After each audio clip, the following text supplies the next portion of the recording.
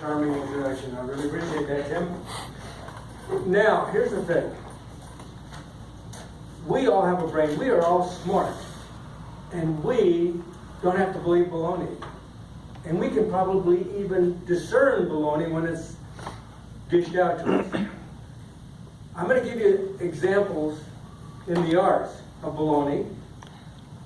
And maybe it'll just remind us that we're smarter than maybe people think.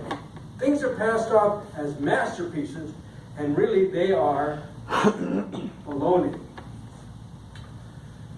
In 1849, Herman Melville had an idea for a story.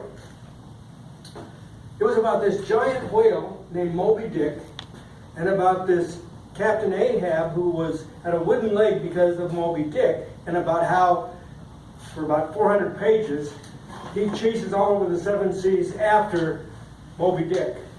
That's the book. Now, this was in 1849. It sort of just faded away in 1850. They didn't even have a printing. There were like 500 copies sold.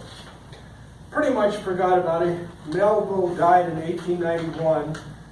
But in 1921, D.H. Lawrence, who was another literary flake as far as I'm concerned, he said, this is the greatest thing, this is the great American novel. He was able to understand what Melville was apparently trying to do. Everything that Melville did had a double meaning. For example, Moby Dick has some sort of special meaning. White whale, the color white. Ahab is a reference of a king in the Old Testament. Can you imagine the whole book? By the way, half of it is about an encyclopedia on whaling. You will learn stuff about blubber that you don't really need to know. And it goes on and on and on. And Mrs. Bianchi in high school said, to introduce this, you need to read this. This is the great American novel, which everybody had forgotten until 1921, when D.H. Lawrence says, hey, this got imagery, it's got symbolism, it's got biblical parallels. Everything in this is precious. Now, if you or me tried to write something where everything had a double meaning, I think you or I would be very, very pretentious. Anyway, with D.H. Lawrence, other great thinkers at the time decided this was hot stuff. And so now today, even though long after Herman Melville died, it is now a great American novel. Just try to read it sometime. Bring a lunch and a pillow. Okay, next baloney. And again, we're smart. We can figure out this stuff. But the critics will probably tell you something else. How many of us have seen the movie 2001: A Space Odyssey? Okay, now there's this big slab called a monolith. Can somebody tell me what's involved in that? You know, the big slab throughout the movie, 2001, this big. It's a great mystery. Yeah, it's a great mystery. But this monolith, like at the beginning with the H, there's the monolith. And the music is back, ooh, and here's the monolith. And later on in the movie, here's the monolith, and great music. Throughout, and at the end of the movie, this great monolith again, and the ooh. What does it all mean? Okay, what does it all mean? Roger, you're smart. You read a lot.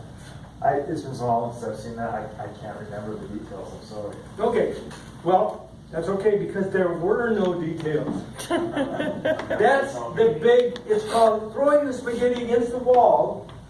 Maybe some of it will stick. See, with Stanley Kubrick, the director, and Arthur C. Clarke, the author of the book and the screenwriter, they got together and they purposely put this monolith in there with all these vague whatever. And they figured that somebody would figure something out about it. Now, I had 7 roommates at the time, and each one of them had a different theory. It's about God, or it's about the futility of man, or it's about who knows what. Everybody had an interpretation. In 75, it was approximately 1975, Arthur C. Clarke and Stanley Kubrick admitted, hey, we purposely made it vague so that it would seem deep. It meant nothing. It was whatever you wanted to make out of it. The Beatles made a good living out of that. Some of their music had some special meaning, like Paul is Dead. Only their stuff was good, as far as I'm concerned. So that's Baloney number 2. Now Baloney number 3, Pablo Picasso, the great painter of the 20th century, the most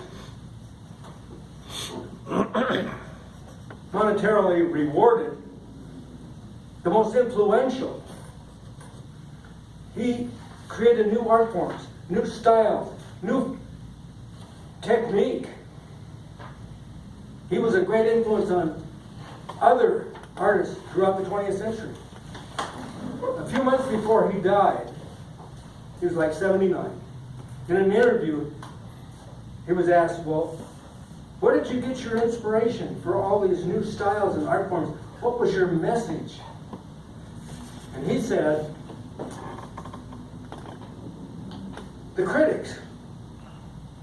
They inspired me. When I would do something crazy, they would love it. So I would go over and do something even crazier, and they would love it. In other words, the key word here is baloney. So next time Mrs. Miyake in the English class or anybody on TV tries to tell you something is great, you have a brain and you can figure it out for yourself. Now I know for a fact that Vatsal Sharma is very smart. He's not going to get fooled. Damon is very smart. He fools a lot of people, but he isn't going to get fooled. This is your speech, buddy. Run with it. Okay, so here's the thing. We have a brain. There's a whole lot of stuff. And how about Academy Awards these days? Does anybody even go to those movies that are nominated? But the folks at the Academy have their own agenda, and those are great movies that nobody goes to see. So, the key word is baloney. We have a brain. We can figure things out for ourselves. And I feel good. This is therapeutic for me. And you're all awake, so let's call it a win-win. Mr. Toastmaster.